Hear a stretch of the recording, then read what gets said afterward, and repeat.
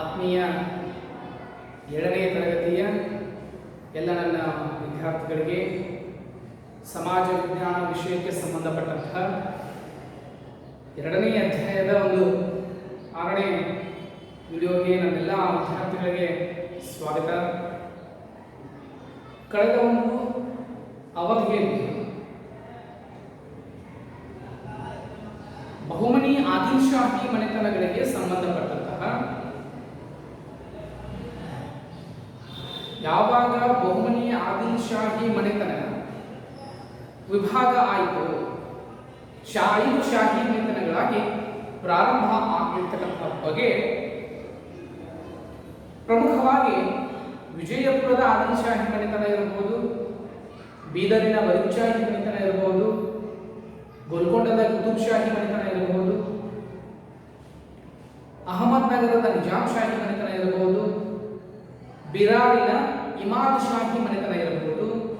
ಈ 5 ಮನೆತನಗಳು ಬಹುಮನಿಯ ಶಾಹಿ ಸುಲ್ತಾನರ ನಂತರದಲ್ಲಿ 5 ಶಾಹಿ ಮನೆತನಗಳಾಗಿ ವಿಭಾಗವನ್ನ ಕಂಡುಕೊಂಡರು. ಅದರ ಜೊತೆಗೆ ಈ 5 ಶಾಹಿ ಮನೆತನಗಳಲ್ಲಿಯೇ ಅತ್ಯಂತ ಪ್ರಮುಖ ಮನೆತನ ಅಂತ ಬಂದ್ರೆ ವಿಜಯಪುರದ ಆದಿಲ್ಶಾಹಿಗಳು. ಅವರ ಕುರಿತಾಗಿ ಅವರಾದ ನಂತರ ಬೀದರಿನ ಬರೀದ್ಶಾಹಿಗಳು, ಅವರಾದ ನಂತರ ಗೋಲ್ಕೊಂಡದ ಕುತುಬ್ಶಾಹಿಗಳು, ಅವರಾದ ನಂತರ ಅಹಮದ್ನಗರದ ನಿಜಾಮ್ ಶಾಹಿಗಳ ಮನೆತನದ ಬಗ್ಗೆ ಕಳೆದ ಅವಧಿಗಳಲ್ಲಿ ನಾವು ಮಾಹಿತಿಯನ್ನು ನೋಡಿದ್ದೇವೆ. ಅದರ ಮುಂದುವರಿದ ಭಾಗ ಅಂತಂದರೆ ಇನ್ನೊಂದು ಮನೆತನವನ್ನ ನಾವು ಈಗಿನ ತರಗತಿಯಲ್ಲಿ ಈಗಿನ ಅವಧಿಯಲ್ಲಿ ಅಧ್ಯಯನವನ್ನು ಮಾಡಬೇಕಾಗಿದೆ. ಅವರೇ ಯಾರಪ್ಪ ಅಂತಂದ್ರೆ ಬಿರಾರಿನ ಇಮಾದ್ ಶಾಹಿಗಳು ಅಂತ ತಿಳ್ಕೊಂಡು ಬರ್ತಾರೆ. ಮೊಟ್ಟ ಮೊದಲನೇದಾಗಿ ಬಿರಾರದ ಇಮಾದ್ ಶಾಹಿಗಳ ಬಗ್ಗೆ ಹೇಳುವುದಾದರೆ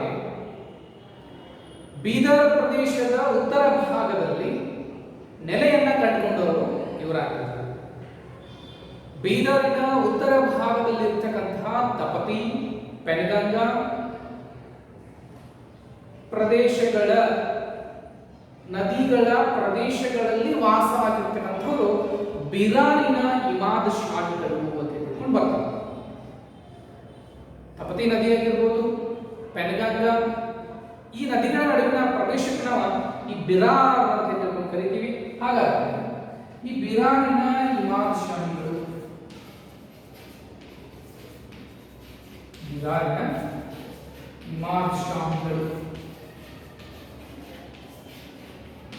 ಹಲವಾರು ರೀತಿಯಾಗಿ ಸಾಮ್ರಾಜ್ಯಗಳ ಉಗಮ, ಸಾಮ್ರಾಜ್ಯಗಳು ಹುಟ್ಕೊಂಡು ಅಲ್ಲಿ ಒಬ್ಬ ಮೂಲ ಪುರುಷ ಏನಾಗಿತ್ತಪ್ಪ ಅಂತಂದ್ರೆ ಒಂದು ಸಾಮ್ರಾಜ್ಯ ಉಗಮ ಆಗಬೇಕು, ಒಂದು ಸಾಮ್ರಾಜ್ಯ ಮುನ್ನಲೆ ಬರಬೇಕು, ಒಂದು ಸಾಮ್ರಾಜ್ಯ ಸ್ಥಾಪನೆ ಆಗಬೇಕು ಅಂದ್ರೆ ಅಲ್ಲಿ ಒಬ್ಬ ವ್ಯಕ್ತಿ ಏನ್ ಮಾಡ್ತಾನಪ್ಪ ಅಂತಂದ್ರೆ ಖಂಡಿತವಾಗಿ ಅಲ್ಲಿ ಸಾಮ್ರಾಜ್ಯವನ್ನು ಸ್ಥಾಪನೆ ಮಾಡಿರ್ತಾನ. ಹಾಗಾಗಿ ಈ ಒಂದು ಸಾಮ್ರಾಜ್ಯದ ಈ ಒಂದು ಮನೆತನದ ಸ್ಥಾಪಕನ ಹೆಸರು ಫತಾವುಲ್ಲಾ ಅಂತ ಹೆಸರು. ಯಾವುದೋ ಹೆಸರು ಫತಾವುಲ್ಲಾ. ಪ್ರಮುಖವಾಗಿ 1490ರಿಂದ 1580 ನಡುವೆ ಈ ಸಾಮ್ರಾಜ್ಯ, ಈ ಮನೆತನ ಆಳ್ವಿಕೆಯನ್ನ ಮಾಡಿತು. ಯಾವ ಮನೆತನ? ಬಿರಾರ್ನ ಇಮಾದ್ ಶಾಹಿಗಳ ಮನೆತನ ಸಾಮಾನ್ಯ ಶಕ 1490ರಿಂದ 1580 ಅವಧಿಯವರೆಗೆ ಆಳ್ವಿಕೆಯನ್ನ ಮಾಡಿತು, ಆಳ್ವಿಕೆಯನ್ನ ಕಂಡಿತು, ಮುನ್ನೆಲೆಗೆ ಬಂದಿತು. ಇವರು ಕೂಡ ನಾವು ಸಾಮ್ರಾಜ್ಯವನ್ನ ಸ್ಥಾಪನೆ ಮಾಡ್ತೀವಿ, ನಾವು ಇನ್ನೊಬ್ಬರನ್ನ ಸೋಲಿಸಿ ಅಧಿಕಾರವನ್ನ ಹಿಡಿತೀವಿ, ಸಾಮ್ರಾಜ್ಯವನ್ನು ವಿಸ್ತರಣೆ ಮಾಡುವ ನಮ್ಮದು ಒಂದು ತರ ಪಾಲು ಇರಲಿ ಅಂತ ತಿಳ್ಕೊಂಡು ಅಂದವರೇ ಬಿರಾರಿನ ಇಮಾದ್ ಶಾಹಿಗಳು. ಬಿರಾರ್ ಅಂತಕ್ಕಂಥ ಪ್ರದೇಶ ಎಲ್ಲಿ ಬರ್ತದೆ? ಬೀದರಿನ ಉತ್ತರ ಭಾಗದಲ್ಲಿ, ಅಲ್ಲಿ ವಾಗ, ತಪತಿ, ಪೆನಗಂಗಾ ಈ ನದಿಗಳ ನಡುವಿನ ಪ್ರದೇಶನೇ ಬಿರಾರಿನ ಇಮಾದ್ ಶಾಹಿಗಳು ಅಂತ ತಿಳ್ಕೊಂಡು ನಾವು ಏನ್ ಮಾಡ್ತೀವಿ, ಕರಿತೀವಿ. ಈ ಬಿರಾರಿನ ಇಮಾದ್ ಶಾಹಿಗಳು ಸಾಮಾನ್ಯ ಶಕ 1490ರಿಂದ 1580 ನಡುವಿನ ಕಾಲಾವಧಿಯಲ್ಲಿ ಆಳ್ವಿಕೆಯನ್ನ ಮಾಡಿರುವಂತವರಾಗಿದ್ರು. ಈ ಮನೆತನದ ಮೂಲ ಸ್ಥಾಪಕ ಫತಾವುಲ್ಲಾ. ಬಿರಾರ್ನ ಇಮಾದ್ ಶಾಹಿಗಳು ಎಲ್ಲಿಯವರಾಗಿದ್ದರು? ಬೀದರಿನ ಉತ್ತರ ಭಾಗದಲ್ಲಿದ್ದವರಾಗಿದ್ರು. ವಾರ್ಧಾ ಆಗಿರ್ಬೋದು, ತಪ್ತಿ ಆಗಿರ್ಬೋದು, ಪೆನಗಂಗಾ ಆಗಿರ್ಬೋದು, ಈ ನದಿಗಳ ನಡುವಿನ ಪ್ರದೇಶದಲ್ಲಿ ಬಿರಾದ ಇಮಾದ್ ಶಾಹಿಗಳನ್ನ ಆಳ್ವಿಕೆ ಮಾಡ್ತಾ ಇತ್ತು. ಅದರ ಜೊತೆಗೆ ಫತಾವುಲ್ಲಾ ಅಂತಕ್ಕಂಥ ವ್ಯಕ್ತಿ ಇಮಾದ್ ಶಾಹಿ ಮನೆತನವನ್ನ ಸ್ಥಾಪನೆ ಮಾಡಿ ವೈರಿಗಳ ಜೊತೆಗೆ ಹೋರಾಟವನ್ನ ಮಾಡಿ ಸಾಮ್ರಾಜ್ಯವನ್ನ ವಿಸ್ತರಣೆ ಮಾಡುವುದರೊಳಗ ತನ್ನ ಒಂದು ಪಾತ್ರ ಅತ್ಯಂತ ಪ್ರಮುಖವಾಗಿತ್ತು. ಸಾಮ್ರಾಜ್ಯದ ವಿಸ್ತರಣೆಯೊಳಗ ಏನ್ ಮಾಡಿದ್ದ ಅಂತ ತೊಡಗಿಕೊಂಡಿದ್ದ. ಆದ್ರೆ ಇವನಿಗೆ ಒಂದು ಪ್ರಮುಖವಾಗಿರ್ತಕ್ಕಂಥ ಒಂದು ಬಿರುದಿತ್ತು. ಏನ್ ಬಿರುದಪ್ಪ ಅಂತಂದ್ರೆ ಇಮಾದ್ ಉಲ್ ಮುಲ್ಕ್. ಯಾವುದು? ಇಮಾದ್ ಉಲ್ ಮುಲ್ಕ್. ಇದೇನಿದು ಬಿರುದು. ಯಾರು ಬಿರುದು? ಫತಾವುಲ್ಲಾ ಬಿರುದು. ಫತಾವುಲ್ಲಾ ಯಾರು? ಬಿರಾದ ಇಮಾದ್ ಶಾಹಿ ಮನೆತನಗಳ ಸ್ಥಾಪಕ. ಈ ಬಿರಾದ ಇಮಾದ್ ಶಾಹಿ ಮನೆತನಗಳ ಯಾವುದು? ಇವರು ಬಹುಮನಿ ಸಾಮ್ರಾಜ್ಯ ಪತನ ನಂತರ 5 ಶಾಹಿ ಸುಲ್ತಾನರಾಗಿ ಪರಿವರ್ತನೆ ಹೊಂದಿದ್ರು. ಆ 5 ಶಾಹಿ ಸುಲ್ತಾನರಲ್ಲಿ ಇವರು ಕೂಡ ಒಬ್ಬರಾಗಿದ್ರು. ಅವ್ರು ಯಾರಪ್ಪ ಅಂತಂದ್ರೆ ಬಿರಾದ ಇಮಾದ್ ಶಾಹಿಗಳು. ಬಿರಾದ ಇಮಾದ್ ಶಾಹಿಗಳು 1490ರಿಂದ 1580ರವರೆಗೆ ಆಳ್ವಿಕೆಯನ್ನ ಮಾಡಿದ್ರು. ಫತಾವುಲ್ಲಾ ಈ ಮನೆತನದ ಸ್ಥಾಪಕ ಆಗಿದ್ದ. ಈ ಫತಾವುಲ್ಲಾಗೆ ಒಂದು ಬಿರುದಿದ್ದು ಇಮಾದ್ ಉಲ್ ಮುಲ್ಕ್. ಈ ಇಮಾದ್ ಉಲ್ ಮುಲ್ಕ್ ಎಂಬ ಬಿರುದಿನೊಂದಿಗೆ ಫತಾವುಲ್ಲಾ ಸಾಮ್ರಾಜ್ಯ ವಿಸ್ತರಣೆಗೆ ಪಡ್ಕೊಂಡ. ಹಾಗಾಗಿ ಈ ಬಿರಾದ ಇಮಾದ್ ಶಾಹಿ ಮನೆತನ ಬೀದರ್ನ ಉತ್ತರ ಭಾಗಗಳು ಕಂಡುಬಂತು. ವಾರ್ಧಾ, ತಪ್ತಿ, ಪೆನಗಂಗಾ ನದಿಗಳ ನಡುವಿನ ಪ್ರದೇಶವೇ ಇವುದಾಗಿತ್ತು ಎಂಬತಕ್ಕಂಥ ಮಾಹಿತಿ ಬರ್ತದೆ. ಇವರ ರಾಜಧಾನಿ ಎಲಿಚಪುರ. ಯಾರ ರಾಜಧಾನಿ? ಇಮಾದ್ ಶಾಹಿಗಳ ರಾಜಧಾನಿ ಯಾವಾಗಿತ್ತು ಅಂತಂದ್ರೆ ಎಲಿಚಪುರ. ಈ ಫತಾವುಲ್ಲಾ 1490ರಲ್ಲಿ ಮನೆತನವನ್ನ ಸ್ಥಾಪನೆ ಮಾಡಿಕೊಂಡ. ರಾಜಧಾನಿ ಇರತಕ್ಕಂಥ ಎಲಿಚಪುರವನ್ನ ತನ್ನ ರಾಜಧಾನಿಯನ್ನಾಗಿ ಇಟ್ಕೊಂಡು ಆಳ್ವಿಕೆಯನ್ನ ಮಾಡಕ್ಕೆ ಪ್ರಾರಂಭ ಮಾಡಿದ. ಅದರ ಜೊತೆಗೆ ಈ ನಿಜಾಮ್ ಉಲ್ ಮುಲ್ಕ್, ಇಮಾದ್ ಉಲ್ ಮುಲ್ಕ್ ಎಂಬ ಬಿರುದಿನೊಂದಿಗೆ ಫತಾವುಲ್ಲಾ ಸಾಮ್ರಾಜ್ಯ ವಿಸ್ತರಣೆಗಾಗಿ ತೊಡ್ಕೊಂಡಿದ್ದ. ಇವ ಏನ್ ಮಾಡಿದಪ್ಪ ಅಂತಂದ್ರೆ ಇವನ ನಿಧನದ ನಂತರ, ಇವನ ಮರಣ ನಂತರ 1504ರಲ್ಲಿ ಈತನ ಮಗನಾಗಿರ್ತಕ್ಕಂತಹ ಅಲ್ಲಾವುದ್ದೀನ್ ಇಮಾದ್ ಶಾ, ಅಲ್ಲಾವುದ್ದೀನ್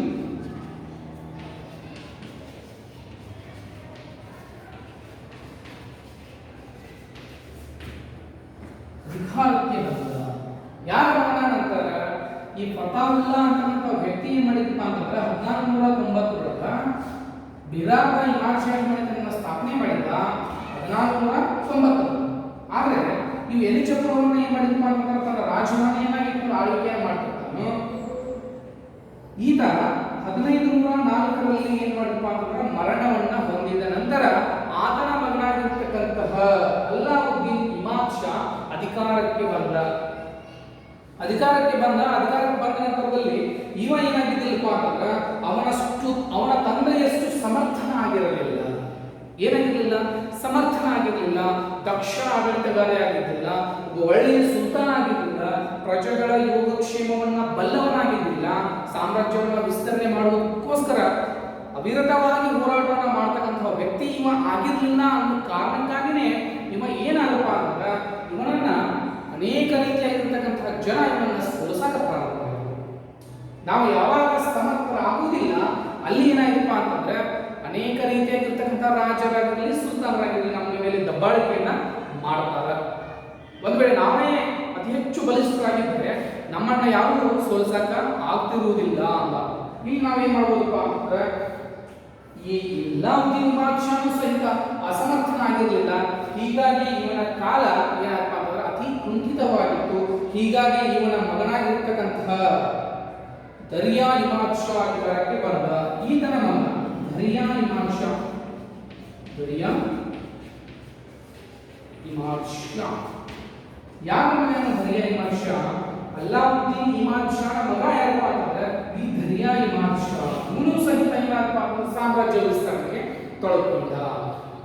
ಮುಂತಾದ ರೀತಿಯಾದಂತಹ ಯುದ್ಧಗಳನ್ನ ಮಾಡಿದ. ಯುದ್ಧಗಳಲ್ಲಿ ಕೆಲವೊಂದಿಷ್ಟು ಯುದ್ಧಗಳಲ್ಲಿ ಜಯಶಾಲಿಯನ್ನ ಗಳಿಸಿಕೊಂಡು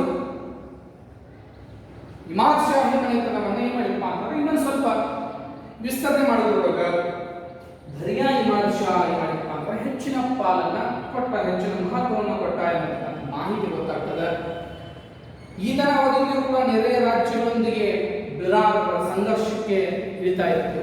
ಹಲವಾರು ರೀತಿಯಾಗಿರ್ತಕ್ಕಂಥ ಈ ದರ್ಯಾ ಇಮಾದ್ ಶಾ ಏನ್ ಮಾಡ್ತಾನಪ್ಪ ಅಂದ್ರೆ ಸಾಮ್ರಾಜ್ಯವನ್ನು ಕೈಗೆತ್ಕೊಂಡ ಸುದ್ದಿ ಎಲ್ಲಾ ರಾಜ್ಯಗಳಿಗೆ, ಸ್ಥಳೀಯ ರಾಜ್ಯಗಳಿಗೆ ಗೊತ್ತಾದ ತಕ್ಷಣ ಎಲ್ಲರೂ ಇವರ ಮೇಲೆ ಏನು ಮಾಡ್ತಿದ್ರು, ದಾಳಿಯನ್ನು ಮಾಡ್ತಿದ್ರು. ಹೀಗೆ ಪ್ರತ್ಯುತ್ತರವಾಗಿ ದರ್ಯಾ ಇಮಾದ್ ಶಾನೂ ಸಹಿತ ಪ್ರತ್ಯುತ್ತರವಾಗಿ ದಾಳಿಯನ್ನ ಮಾಡ್ತಾ ಇದ್ದ. ಸಾಮ್ರಾಜ್ಯ ವಿಸ್ತರಣೆಗೊಳ್ಳೋದಾಗಿರಲಿ, ಸಣ್ಣ ಪುಟ್ಟ ರಾಜ್ಯಗಳನ್ನು ಸೋಲಿಸುವುದಾಗಿರಲಿ, ಮುಂತಾದ ರೀತಿಯಲ್ಲಿರ್ತಕ್ಕಂಥ ಸಂಘರ್ಷ ಏನಾಗಿದೆಪ್ಪ ಅಂದ್ರೆ ಸ್ಥಳೀಯ ರಾಜ್ಯಗಳಿಂದ ನಡೀತಾ ಇತ್ತು. ಇಲ್ಲಿ ಈ ದರ್ಯಾ ಇಮಾದ್ ಶಾ ಅಂತಕ್ಕಂತಹ ವ್ಯಕ್ತಿ ಕದನ ನಡೆಸುತ್ತಲೇ ಬಂದ. ಇವನ ಮರಣಾನಂತರ ಈತನ ಮಗನಾದ ಬುರ್ಹಾನ್ ಶಾ, ಇವನ ಮಗ ಒಬ್ಬರನ್ನ ಯಾರಪ್ಪ ಅಂತಂದ್ರೆ ಬುರ್ಹಾನ್ ಶಾ. ಈ ಬುರ್ಹಾನ್ ಶಾ ಯಾರಿಗಪ್ಪ ಅಂತಂದ್ರೆ ಬಾಲಕನಾಗಿದ್ದ. ಇಲ್ಲಿ ಗೊತ್ತಾಗಬೇಕು, ಬಾಲಕ ಯಾವಾಗ ಆಗ್ಯಾನ ಅಂತಂದ್ರ ಇವರ ಸಾಮ್ರಾಜ್ಯ ಏನಾಯ್ತು, ಪತನಕ್ಕ ಒಳಪಡಾಕ ಪ್ರಾರಂಭ ಆಯಿತು. ಇಲ್ಲಿ ಯಾವಾಗ ಫತಾವುಲ್ಲಾಹಿಂದ ಪ್ರಾರಂಭ ಆಗಿರ್ತಕ್ಕಂಥ ಬಿರಾದರ ಇಮಾದ್ ಶಾ ಅವನ ನಂತರ ಅಲ್ಲಾವುದ್ದೀನ್ ಇಮಾದ್ ಶಾ ಆಳ್ವಿಕೆ ಬಂದ. ಈತನ ಮರಣಾನಂತರ ಇವನ ಮಗನಾಗಿರ್ತಕ್ಕಂಥ ದರ್ಯಾ ಇಮಾದ್ ಶಾ ಅಧಿಕಾರಕ್ಕೆ ಬಂದ. ಈತನ ಮರಣಾನಂತರ ಇವನ ಮಗನಾಗಿರ್ತಕ್ಕಂಥ ಬುರ್ಹಾನ್ ಶಾ ಅಧಿಕಾರವನ್ನ ಮಾಡಿದ. ಒಟ್ಟಾರೆಯಾಗಿ 4 ಜನ ಸುಲ್ತಾನರು ಏನ್ ಮಾಡ್ತಾರೆ ಅಂದ್ರೆ ಆಳ್ವಿಕೆಯನ್ನ ಮಾಡಿದ್ರು. ಎಲ್ಲಿಂದ ಎಲ್ಲಿವರೆಗೂ ಅಂತಂದ್ರೆ 1490ರಿಂದ 1580ರವರೆಗೆ ಆಳ್ವಿಕೆಯನ್ನ ಮಾಡಿದ್ರು. ಹೀಗಾಗಿ ಬಹುಮನಿ ಶಾಹಿ ಸುಲ್ತಾನರೊಳಗನ ಅತಿ ಕಡಿಮೆ ಅವಧಿಯನ್ನ ಆಳ್ತಕ್ಕಂಥವ್ರು ಯಾರಾಗಿದ್ರೆ ಅಂದ್ರೆ ಈ ಬಿರಾರ್ನ ಇಮಾದ್ ಶಾಹಿ ಮನೆತನ ಅಂತ ಕರೀತಾರೆ. ಈ ಬೀದರ್ನ ಬಿರಾರ್ ಎಲ್ಲಿ ಬರ್ತದ ಅಂತಂದ್ರೆ ಬೀದರಿನ ಉತ್ತರದಲ್ಲಿ ಬರ್ತಕ್ಕಂತಹ ತಪ್ತಿ ಆಗಿರ್ಲಿ, ವಾರ್ಗ ಆಗಿರ್ಲಿ, ಕನಗಂಗಾ ಆಗಿರ್ಲಿ, ನದಿಗಳ ನದಿಗಳ ಪ್ರದೇಶಕ್ಕೆ ನಾವು ಆ ಹೆಸರಿಂದ ಕರಿತೀವಿ. ಓಕೆ, ಇಲ್ಲಿ ಫತಾವುಲ್ಲಾ ಅಂತಕ್ಕಂಥ ವ್ಯಕ್ತಿಯಿಂದ ಏನಪ್ಪ ಅಂತಂದ್ರೆ ಸಾಮ್ರಾಜ್ಯ ಸ್ಥಾಪನೆ ಆಯಿತು. ಎಷ್ಟರೊಳಗ 1490ರಲ್ಲಿ ಈ ಮನೆತನ ಸ್ಥಾಪನೆ ಆಯಿತು. ಇವನಿಗೆ ಒಂದು ಬಿರುದನ್ನ ಕೊಟ್ಟು ಇಮಾದುಲ್ ಮುಲ್ಕ್. ಈ ಇಮಾದುಲ್ ಮುಲ್ಕ್ ಎಂಬ ಬಿರುದಿನೊಂದಿಗೆ ಫತಾವುಲ್ಲಾ ಅನೇಕ ರೀತಿಯಾಗಿರ್ತಕ್ಕಂಥ ಹೋರಾಟವನ್ನು ಮಾಡಿದ, ಸಾಮ್ರಾಜ್ಯ ವಿಸ್ತರಣೆ ಪಡ್ಕೊಂಡ. ಇವನ ಮರಣಾನಂತರ ಈತನ ಮಗನಾಗಿರ್ತಕ್ಕಂತಹ ಅಲ್ಲಾವುದ್ದೀನ್ ಇಮಾದ್ ಶಾ ಅಧಿಕಾರಕ್ಕೆ ಬಂದ. ಈ ಅಲ್ಲಾವುದ್ದೀನ್ ಇಮಾದ್ ಶಾ 1504ರಲ್ಲಿ ಅಧಿಕಾರಕ್ಕೆ ಬಂದ. ಇವನು ಏನಾಗಿದೆಪ್ಪ ಅಂತಂದ್ರೆ ಅಷ್ಟು ಸಮರ್ಥನಾಗದೇ ಇರುವ ಕಾರಣಕ್ಕಾಗಿ ಈತನ ಮಗನಾಗಿರ್ತಕ್ಕಂತಹ ದರ್ಯಾ ಇಮಾದ್ ಶಾ ಅಧಿಕಾರಕ್ಕೆ ಬಂದ. ತನ್ನ ತಂದೆಯ ಮರಣಾನಂತರ ಅಲ್ಲಾವುದ್ದೀನ್ ಇಮಾದ್ ಶಾನ ಮರಣಾನಂತರ ದರ್ಯಾ ಇಮಾದ್ ಶಾ ಅಧಿಕಾರಕ್ಕೆ ಬಂದ. ಇವನು ಕೂಡ ಸಾಮ್ರಾಜ್ಯ ವಿಸ್ತರಣೆಯೊಳಗೆ ತೊಡಕೊಂಡ. ಇವನ ಕಾಲಾವಧಿಯಲ್ಲಿ ಅನೇಕ ರೀತಿಯಾಗಿರ್ತಕ್ಕಂಥ ರಾಜರು, ಸುಲ್ತಾನರು ಏನ್ ಮಾಡ್ತಾರೆ, ಇಮಾದ್ ಶಾಹಿ ಮನೆತನದ ಮೇಲೆ ದಾಳಿಯನ್ನ ಮಾಡ್ತಾ ಇದ್ರು. ಹಾಗಾಗಿ ಇವನ ಮರಣಾನಂತರ ಬಾಲಕನಾದ ಬುರ್ಹಾನ್ ಶಾ ಏನ್ ಮಾಡ್ತಾನಪ್ಪ ಅಂತ ಅಧಿಕಾರಕ್ಕೆ ಬಂದ. ಇವನು ಮೂಲತಃ ಬಾಲಕನಾಗಿರುವುದರಿಂದ ಏನಾಗ್ತದೆ, ಇಲ್ಲಿ ಇವನ ಒಂದು ಕೆಲಸ ಕಾರ್ಯಗಳು ಅಷ್ಟೇನು ನಡೆಯುವುದಿಲ್ಲ. ಯಾಕಂದ್ರೆ ಮೂಲತಃ ಬಾಲಕನಾಗಿದ್ದ. ಹೀಗಾಗಿ ಅಧಿಕಾರವನ್ನ ಒಬ್ಬರಿಗೆ ಹಸ್ತಾಂತರ ಮಾಡಿದ್ರು. ಆ ಯಾರಪ್ಪ ಅಂತಂದ್ರೆ ವಜೀರನಾಗಿರ್ತಕ್ಕಂಥ ತುಷಾಲ್ ಖಾನ್. ಈ ವಜೀರನಾಗಿರ್ತಕ್ಕಂಥ ತುಷಾಲ್ ಖಾನ್. ಈ ತುಷಾಲ್ ಖಾನ್ ಏನ್ ಮಾಡ್ತಾನಂದ್ರೆ ಅಧಿಕಾರವನ್ನು ನಡೆಸ್ಕೊಂಡ. ಈ ಅಧಿಕಾರವನ್ನು ನಡೆಸ್ಕೊಂಡಿರ್ತಕ್ಕಂತಹ ಈ ತುಷಾಲ್ ಖಾನ್ ಏನ್ ಮಾಡ್ತಾನ, ಈ ಬುರ್ಹಾನ್ ಶಾನನ್ನ ಬದಿಗೊತ್ತಿದ. ಅವನನ್ನ ಸೈಡ್ಗೆ ತಾನೇ ಒಬ್ಬ ಆಳ್ವಿಕೆಯನ್ನು ಮಾಡಕತ್ತ. ಈ ಅಧಿಕಾರ, ಸಂಪೂರ್ಣ ಆಡಳಿತದ ಅಧಿಕಾರ ಯಾರ ಕೈಯಾಗ ಸೇರಿತಪ್ಪ ಅಂತಂದ್ರೆ ವಜೀರನಾಗಿರ್ತಕ್ಕಂಥ, ಮಂತ್ರಿ ಆಗಿರ್ತಕ್ಕಂಥ ತುಷಾಲ್ ಖಾನ್ ಏನಪ್ಪ ಅಂದ್ರೆ ಸೇರಿತು. ಹೀಗಾಗಿ ಅನೇಕ ರೀತಿಯಾಗಿರ್ತಕ್ಕಂತಹ ಮನೆತನಗಳು ಏನಾಗ್ತಾವ ಅಂದ್ರೆ ಹಲವಾರು ಬಾರಿ ಆ ರಾಜ ಅಸಮರ್ಥನಾಗ್ಯಾನಂತಂದ್ರೆ ಮಂತ್ರಿ ವರ್ಗ ಏನ್ ಮಾಡಿದಪ್ಪ ಅಂತಂದ್ರೆ ಅಧಿಕಾರವನ್ನು ನಡೆಸ್ಕೊಂಡು ಹೋಗ್ತಾರೆ. ಬರ್ತಾ ಬರ್ತಾ ಏನಾಗಿರ್ತಂದ್ರೆ ಆ ಸಾಮ್ರಾಜ್ಯವು ಯಾವುದೇ ರೀತಿಯಾಗಿರ್ತಕ್ಕಂಥ ಬಲಿಷ್ಠರು ಇಲ್ಲದೆ ಇರುವ ಕಾರಣಕ್ಕಾಗಿ ಸಾಮ್ರಾಜ್ಯ ವಿಸ್ತರಣೆ ಮಾಡುವ ಸಂಬಂಧ, ಸಾಮ್ರಾಜ್ಯವನ್ನು ಉಳಿಸುವ ಸಂಬಂಧ, ಸಾಮ್ರಾಜ್ಯವನ್ನು ಬೆಳೆಸುವ ಸಂಬಂಧ ಅನೇಕ ರೀತಿಯಾಗಿರ್ತಕ್ಕಂಥ ವ್ಯಕ್ತಿಗಳಿಗೆ ಬರ್ತಾರೆ. ಹೀಗಾಗಿ ಈ ಬಾಲಕನಾಗಿರ್ತಕ್ಕಂತಹ ಬುರ್ಹಾನ್ ಶಾನ ಒಂದು ಆಡಳಿತ ಅವನ ವಜೀರನಾಗಿರ್ತಕ್ಕಂತಹ ತುಷಾಲ್ ಖಾನ್ ಏನ್ ಮಾಡ್ತಾನಂದ್ರ ಆಡಳಿತವನ್ನ ತನ್ನ ಕೈಗೆತ್ತಿಕೊಂಡ ಆಳ್ವಿಕೆ ಮಾಡಕ್ಕೆ ಪ್ರಾರಂಭ ಮಾಡಿದ. ಬಹಳಷ್ಟು ದಿನ ಆಡಳಿತ ನಡೆದೇ ಇರುವ ಕಾರಣಕ್ಕಾಗಿ ಇಲ್ಲಿ ವಿಜಯಪುರದ ಆದಿಲ್ ಶಾಹಿ ಮನೆತನ ಏನ್ ಮಾಡೋದ್ರಿಂದ ಈ ಬಿರಾರ್ನ ಇಮಾದ್ ಶಾಹಿ ಮನೆತನದ ದಾಳಿಯನ್ನ ಮಾಡಿ ಈ ಸಾಮ್ರಾಜ್ಯವನ್ನ ಏನ್ ಮಾಡ್ತಾರಪ್ಪ ಅಂತಂದ್ರ ವಶಪಡಿಸಿಕೊಂಡ್ರು ಮತ್ತು ತಮ್ಮ ಸಾಮ್ರಾಜ್ಯದೊಳಗ ವಿಲೀನ ಮಾಡಿಕೊಂಡ್ರು ಎಂಬತಕ್ಕಂಥ ಮಾಹಿತಿ ಬರ್ತದೆ. ಒಟ್ಟಾರೆಯಾಗಿ ಶಾಹಿ ಸುಲ್ತಾನರಲ್ಲಿಯೇ ಕಡಿಮೆ ಅವಧಿಯೊಳಗೆ ಆಳ್ವಿಕೆಯನ್ನು ಮಾಡಿದವರು ಇಮಾದ್ ಶಾಹಿಗಳು. ಫತಾವುಲ್ಲಾನಿಂದ ಏನಪ್ಪ ಅಂತಂದ್ರೆ ಮನೆತನ ಪ್ರಾರಂಭ ಆಯಿತು 1490 ಇವನಿಗೊಂದು ಬರುವುದಿತ್ತು ಇಮಾದ್ ಉಲ್ ಮುಲ್ಕ್. ಇವ ಎಲಿಚಪುರವನ್ನ ತನ್ನ ರಾಜಧಾನಿಯನ್ನಾಗಿ ಇಟ್ಕೊಂಡು ಆಳ್ವಿಕೆಯನ್ನು ಮಾಡತಕ್ಕ ಬೀದರ್ನ ಉತ್ತರದಲ್ಲಿ ಬರ್ತಕ್ಕಂತಹ ವಾತ ಅಬ್ಬಿ ಕನಗಂಗಾ ನದಿಗಳ ನಡುವಿನ ಪ್ರದೇಶಕ್ಕೆ ನಾವು ಇವರಿಗೆ ಕರಿತೀವಿ. ಆ ನಂತರದಲ್ಲಿ ಬರ್ತಕ್ಕಂಥ ವ್ಯಕ್ತಿನೇ ಯಾರಪ್ಪ ಅಂತಂದ್ರೆ ಅಲ್ಲಾವುದ್ದೀನ್ ಇಮಾದ್ ಶಾ. 1504ರಲ್ಲಿ ತನ್ನ ತಂದೆಯ ಮರಣಾನಂತರ ಆಳ್ವಿಕೆಗೆ ಬಂದ. ಅಸಮರ್ಥನಾಗಿದ್ದ ಕಾರಣಕ್ಕೆ ಈತನ ಮಗನಾಗಿರ್ತಕ್ಕಂಥ ದರ್ಯಾ ಇಮಾದ್ ಶಾ ಅಧಿಕಾರವನ್ನು ಕೈಗೆತ್ತಿಕೊಂಡ. ಈತನ ಅವಧಿಯೊಳಗ ಅನೇಕ ರೀತಿಯಲ್ಲಿರ್ತಕ್ಕಂತಹ ಹೋರಾಟಗಳ ಪ್ರಾರಂಭ ಆಯಿತು. ಈತನ ಮರಣಾನಂತರ ಬಾಲಕನಾದಂತಹ ಬುರ್ಹಾನ್ ಶಾ ಅಧಿಕಾರವನ್ನು ಕೈಗೆತ್ತಿಕೊಂಡ. ಬಾಲಕನಾಗಿದ್ದರಿಂದ ಅಧಿಕಾರ ಸಾಕಷ್ಟು ವಿರಳವಾಗಿದ್ದರಿಂದ ವಜೀರ್ನಾಗಿರ್ತಕ್ಕಂತಹ ತುಷಾಲ್ ಖಾನ್ ಏನ್ ಮಾಡ್ತಾನೆ, ಈ ಸಾಮ್ರಾಜ್ಯವನ್ನ ನಡೆಸ್ಕೊಂಡು ಹೋಗ್ತಿರ್ತಾನ, ಮುಂದಾಳತ್ವವನ್ನು ವಹಿಸಿರ್ತಾನ. ಹೀಗಾಗಿ ಯಾವಾಗ ವಿಜಯಪುರದ ಆದಿಲ್ಶಾಹಿ ಮನೆತನಕ್ಕೆ ಈ ಒಂದು ಸಾಮ್ರಾಜ್ಯದ ಸ್ಥಿತಿಗತಿಗಳು ನಿಜ ಸ್ವರೂಪ ಗೊತ್ತಾಯಿತು, ಆವಾಗ ಏನಾಯ್ತಪ್ಪ ಅಂತಂದ್ರೆ ವಿಜಯಪುರದ ಆದಿಲ್ಶಾಹಿ ಮನೆತನ ಈ ಮನೆತನದ ಮೇಲೆ ದಾಳಿಯನ್ನ ಮಾಡಿ ಈ ಸಾಮ್ರಾಜ್ಯವನ್ನು ವಶಪಡಿಸಿಕೊಂಡ್ರು ಮತ್ತು ವಿಲೀನ ಮಾಡಿಕೊಂಡ್ರು ಎಂಬತಕ್ಕಂಥ ಅಂಶಗಳು ಏನಾಗ್ತವೆ ಗೊತ್ತಾಗ್ತವ. ಹೀಗಾಗಿ ಏನಾಯ್ತು, ಅನೇಕ ರೀತಿಯಲ್ಲಿರ್ತಕ್ಕಂತಹ ಏರುಪೇರುಗಳು ಕಂಡರೂ ಸಹಿತ ವಿಜಯಪುರದ ಆದಿಲ್ಶಾಹಿ ಮನೆತನ ಇರ್ಬೋದು, ಬೀದರಿನ ಬರೀದ್ ಶಾಹಿ ಮನೆತನ ಇರ್ಬೋದು, ಗೋಲ್ಕೊಂಡದ ಕುತುಬ್ ಶಾಹಿ ಮನೆತನ ಇರ್ಬೋದು, ಅಹಮದ್ ನಗರದ ಜಾಮ್ ಶಾಹಿ ಮನೆತನ ಇರ್ಬೋದು. ಹಾಗಾಗಿ ಈ ಇರಾಕ್ನ ಇಮಾದ್ ಶಾಹಿ ಮನೆತನ ಒಟ್ಟಾರೆಯಾಗಿ ಈ ಶಾಹಿ ಸುಲ್ತಾನರು ಏನ್ ಮಾಡಿದ್ರು, ಈ ರೀತಿಯಾಗಿ ವಿಭಾಗವನ್ನು ಮಾಡಿಕೊಂಡು ಅನೇಕ ರೀತಿಯಾಗಿರ್ತಕ್ಕಂಥ ಕೆಲಸ ಕಾರ್ಯಗಳನ್ನ ಮಾಡ್ಕೊಂಡು ಬಂತು. ಇಲ್ಲಿಗೆ ಏನಾಗ್ತೈತಪ್ಪ ಅಂತಂದ್ರೆ ಈ ಬಿರಾರ್ನ ಇಮಾದ್ ಶಾಹಿ ಮನೆತನ ಅಂತ್ಯಕ್ಕೆ ಒಳಗಾಯಿತು. ಅವಾಗ ಅನೇಕ ರೀತಿಯಾಗಿರ್ತಕ್ಕಂಥ ವಿಜಯಪುರದ ಆದಿಲ್ಶಾಹಿ ಮನೆತನ ಏನಾಗಿತ್ತು, ಸದೃಢವಾಗಿತ್ತು. ಹೀಗಾಗಿ ಎಲ್ಲಾ ಸಾಮ್ರಾಜ್ಯವನ್ನು ವಶಪಡಿಸಿಕೊಂಡು ಯಾರು ವಿಜಯಪುರದ ಆದಿಲ್ಶಾಹಿ. ಒಟ್ಟಾರೆಯಾಗಿ ವಿಜಯಪುರದ ಆದಿಲ್ಶಾಹಿ ಮನೆತನ ಏನಾಯ್ತಪ್ಪ ಅಂದ್ರೆ ಈ ಒಂದು ಸಮಯದೊಳಗ ದಿಗ್ವಿಜಯನ ಸಾಧಿಸಿದ್ರು. ಹೀಗಾಗಿ ಆದಿಲ್ಶಾಹಿಗಳ ಕೊಡುಗೆಗಳೇನೇನು ಈ ಒಂದು ಅವಧಿಯೊಳಗ ಈ ಆದಿಲ್ಶಾಹಿ ಮನೆತನ ಏನ್ ಮಾಡಿದ್ರು, ಅನೇಕ ರೀತಿಯಲ್ಲಿರ್ತಕ್ಕಂಥ ಸಾಂಸ್ಕೃತಿಕ ಕೊಡುಗೆಗಳನ್ನ ಏನ್ ಮಾಡ್ಯಾರಪ್ಪ ಅಂತಂದ್ರೆ ನೀಡ್ಯಾರ. ಅವೆಲ್ಲ ಯಾವ ಶಿಕ್ಷಣ ಕ್ಷೇತ್ರಕ್ಕಾಗಿರ್ಬೋದು, ಕಲೆ ಮತ್ತು ವಾಸ್ತುಶಿಲ್ಪ, ಸಂಗೀತ ಮುಂತಾದ ಕ್ಷೇತ್ರಗಳಲ್ಲಿ ಏನ್ ಮಾಡ್ಯಾರ ಮಹತ್ವವಾದಂತಹ ಕೊಡುಗೆಗಳನ್ನ ನೀಡ್ಯಾರ. ಹಾಗಾಗಿ ಈ ಆದಿಲ್ಶಾಹಿಗಳ ಕೊಡುಗೆಗಳು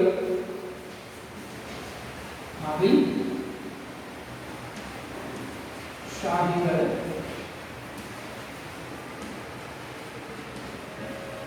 ಕೊಡುಗೆಗಳು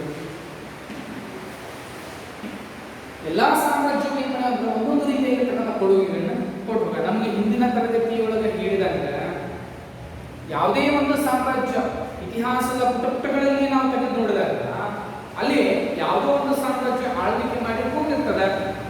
ಆ ಸಾಮ್ರಾಜ್ಯ ಏನನ್ನ ಕೊಟ್ಟಿತ್ತು, ಜನಸಾಮಾನ್ಯರ ದೃಷ್ಟಿಕೋನ ಇತ್ತು, ಆರ್ಥಿಕವಾಗಿ, ಸಾಮಾಜಿಕವಾಗಿ, ಶೈಕ್ಷಣಿಕವಾಗಿ, ಸಾಹಿತ್ಯಿಕವಾಗಿ, ಕಲೆ ಮತ್ತು ವಾಸ್ತುಶಿಲ್ಪ, ಅರಮನೆಗಳನ್ನ ಯಾವ ಕಟ್ಟಾರ, ಕೋಟೆಗಳನ್ನ ಯಾವ ಕಟ್ಟಾರ, ಕೊಪ್ಪಲಗಳನ್ನ ಯಾವ ಕಟ್ಟಾರ, ದೇವಾಲಯಗಳನ್ನ ಯಾವ ಕಟ್ಟಾರ, ಮಸೀದಿಗಳೆಲ್ಲಿರ್ತಾವ, ಈ ಮುಂತಾದ ಸಂಗತಿಗಳನ್ನ ಒಳಗೊಂಡಿದ್ದರೆ ಏನಪ್ಪಾ ಅಂತಂದ್ರ ಕೊಡುಗೆಗಳು ಅಂತ ತಿಳ್ಕೊಂಡು ನಾವು ಏನ್ ಮಾಡ್ತೀವಿ, ಕರಿತೀವಿ. ಹಾಗಾಗಿ ಈ ಆದಿಲ್ಶಾಹಿಗಳು ಕೊಟ್ಟಂತಹ ಕೊಡುಗೆಗಳಾದರೂ ಏನೇನು, 200 ವರ್ಷಗಳ ಆಳ್ವಿಕೆಯ ಕಾಲಾವಧಿಯೊಳಗ ಬಹುಮನೆಯ ಆದಿಲ್ಶಾಹಿಗಳು ಇರಬಹುದು. ಇವರು ಏನ್ ಮಾಡ್ಯಾರ, ಅನೇಕ ರೀತಿಯಾಗಿರ್ತಕ್ಕಂಥ ಕೊಡುಗೆಗಳನ್ನ ಆದಿಲ್ಶಾಹಿ ಮನೆತನ ಕೊಡ್ತಾರೆ. 200 ವರ್ಷಗಳ ಕಾಲ ಈ ವಿಜಯಪುರದ ಆದಿಲ್ಶಾಹಿ ಮನೆತನ ಆಳ್ವಿಕೆಯನ್ನ ಮಾಡ್ಯಾರ.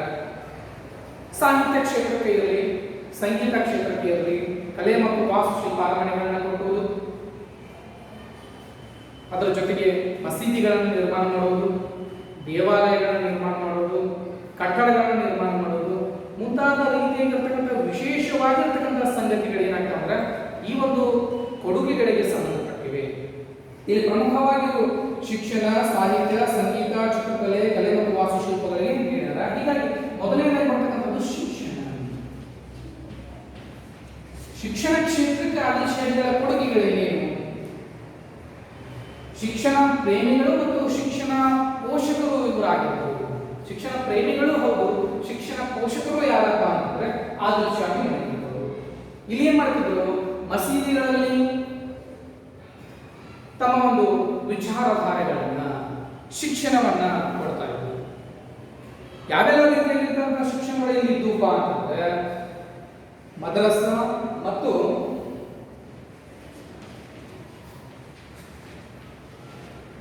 ಒಂದು ಹೆಸರಿನಿಂದ ಕರಿತೀವಿ ಮಕ್ತಬ್ ಅಂದ್ರೆ ಮಸೀದಿ. ಮದ್ರಸಾ ಅಂದ್ರೆ ಮಹಾವಿದ್ಯಾಲಯ. ಈ ಶಿಕ್ಷಣ ಏನ್ ಮಾಡ್ತಿಪ್ಪ ಅಂತ ನಿರಂತರವಾಗಿ ವಿದ್ಯಾರ್ಥಿಗಳಿಗೆ ನಡೀತಾ ಇತ್ತು. ಮದ್ರಸಾವನ್ನ ನಾವು ಮೊಟ್ಟ ಮೊದಲನೇದಾಗಿ ನೋಡೋದು ಬೀದರ್ನಲ್ಲಿರ್ತಕ್ಕಂಥ ಮದ್ರಸ. ಬಹುಮನಿಯ ಆದಿಲ್ಶಾಹಿ ಮನೆತನಕ್ಕೆ ಸಂಬಂಧಪಟ್ಟಾಗ ಬೀದರ್ನಲ್ಲಿ ಮದ್ರಸವನ್ನ ನಿರ್ಮಾಣ ಮಾಡಿದವರು ಮೊಹಮ್ಮದ್ ಗವಾನ್. ಬಡ ವಿದ್ಯಾರ್ಥಿಗಳಿಗೆ, ಅನಾಥರಿಗೆ ಉಚಿತ ಶಿಕ್ಷಣವನ್ನು ನೀಡುವುದರ ಜೊತೆಗೆ ಊಟದ ವ್ಯವಸ್ಥೆ ಮತ್ತು ವಸತಿ ವ್ಯವಸ್ಥೆಯನ್ನು ಸಹಿತ ಒಳಗೊಂಡಿತ್ತು. ಗ್ರಂಥಾಲಯಗಳಿದ್ದವು, ಸುಮಾರು ಹಸ್ತಪ್ರತಿಗಳಲ್ಲಿ ಕಂಡು ಬಂದವ ಅನ್ನೋದನ್ನು ನೋಡ್ತೀವಿ. ಹೀಗಾಗಿ ಈ ಮದರಸಾಗಳಲ್ಲಿ ಶಿಕ್ಷಣವನ್ನ ನಡೆಸ್ತಾ ಇದ್ರು ಮತ್ತು ಮಸೀದಿಗಳಲ್ಲಿ ಏನ್ ಮಾಡ್ತಿದ್ರು, ಶಿಕ್ಷಣವನ್ನ ನಡೆಸ್ತಾ ಇದ್ರು. ಅದು ಮಕ್ತಬ್ ಎಂಬ ಹೆಸರಿನಿಂದಲೂ ಸಹಿತ ನಾವೇನ್ ಮಾಡ್ತೀವಿ ಅಂತಂದ್ರೆ ಕರಿತೀವಿ.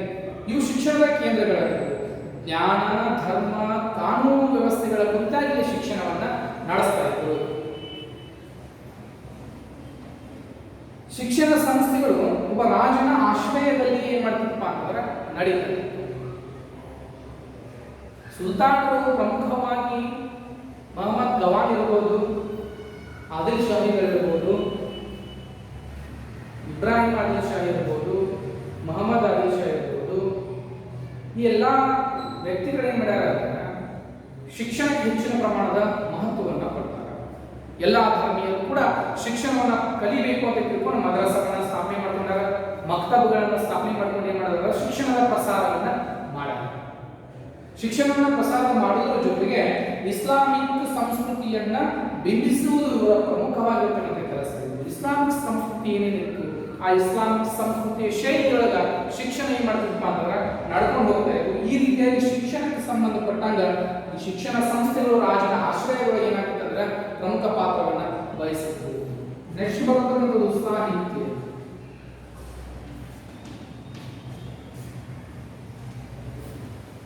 ಮುಂತಾದ ರೀತಿಯಲ್ಲಿರ್ತಕ್ಕಂತಹ ಯುದ್ಧಗಳನ್ನ ಮಾಡುವುದರ ಜೊತೆಗೆ ಆಗಲಿ, ಶಿಕ್ಷಣ ಕ್ಷೇತ್ರಕ್ಕೆ ಸಂಬಂಧಪಟ್ಟದ್ದೇ ಆಗಲಿ, ಇಷ್ಟೇ ಮಾಡುತ್ತದೆ. ಯಾವ ಬಹುಮನಿಯ ಆದಿಲ್ ಶಾಹಿಗಳು ಸಾಹಿತ್ಯಕ್ಕೂ ಕೂಡ ಅಷ್ಟೇ ಪ್ರಮಾಣದ ಪ್ರಾಮುಖ್ಯತೆ ಕೊಟ್ಟಿದ್ರು. ಶಿಕ್ಷಣ ಕ್ಷೇತ್ರಕ್ಕೆ ಇರಲಿ, ಸಾಹಿತ್ಯ ಕ್ಷೇತ್ರಕ್ಕೆ ನೀಡಿದ ಕೊಡುಗೆ ಇಲ್ಲಿ ಕೆಲವರು ಸ್ವಂತವಾಗಿ ಕವಿಗಳಾಗ್ಯಾರ, ಬರಹಗಾರರಾಗ್ಯಾರ. ಮುಂತಾದ ಕವಿಗಳಿಗೆ ಆಶ್ರಯವನ್ನು ನೀಡ್ಯಾರ, ಬರಹಗಾರರಿಗೆ ಆಶ್ರಯ ನೀಡಿದಂಥವರು ಆದಿಲ್ ಶಾಹಿಗಳಾಗಿದ್ದು. ಪ್ರಮುಖವಾಗಿ ಕನ್ನಡ ಭಾಷೆಯಾಗಿರ್ಬೋದು, ಅರೇಬಿಕ್, ಉರ್ದು, ಪರ್ಷಿಯನ್, ಅರೇಬಿಕ್,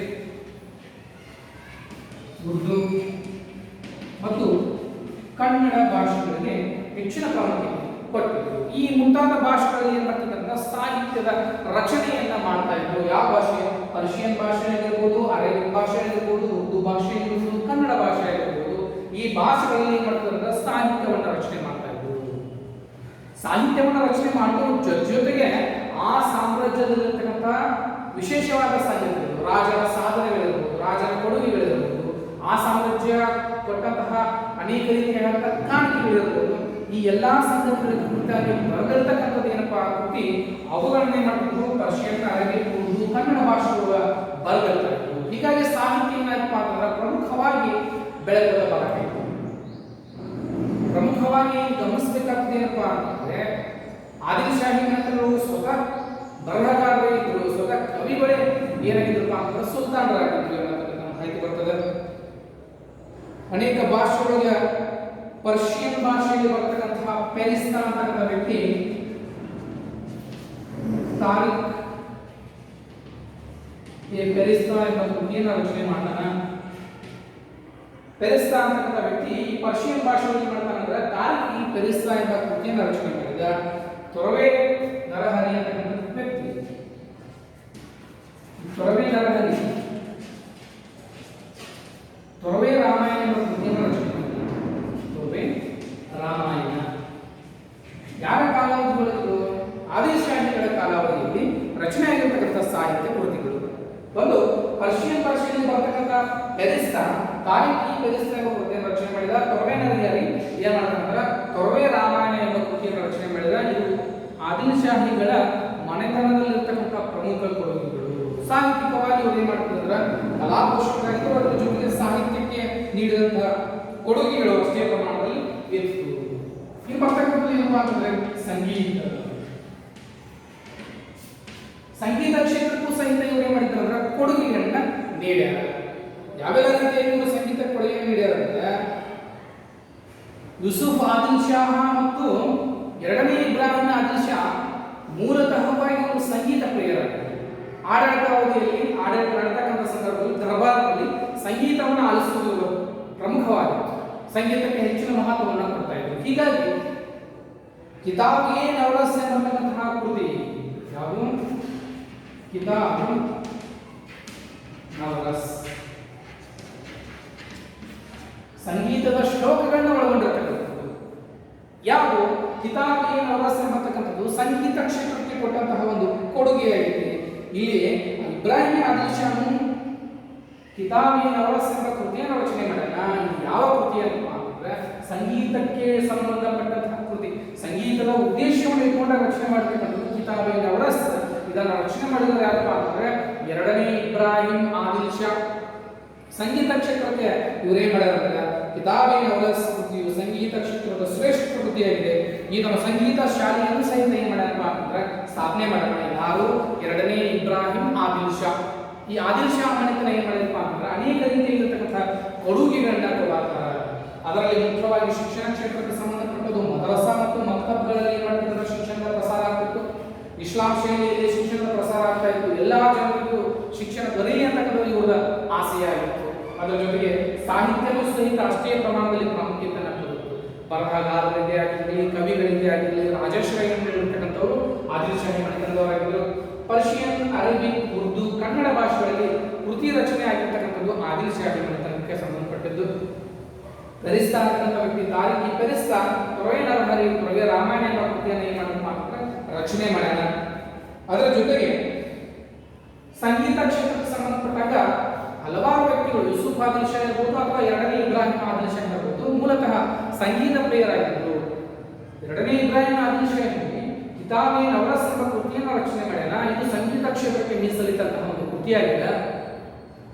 ಹಾಗಾಗಿ ಇವತ್ತ ಸಂಗೀತ ಶಾಲೆಯನ್ನು ಸಹಿತ ಏನ್ ಮಾಡ್ಯಾರಪ್ಪ ಅಂತಂದ್ರೆ ಸ್ಥಾಪನೆ ಮಾಡ್ಯಾನ.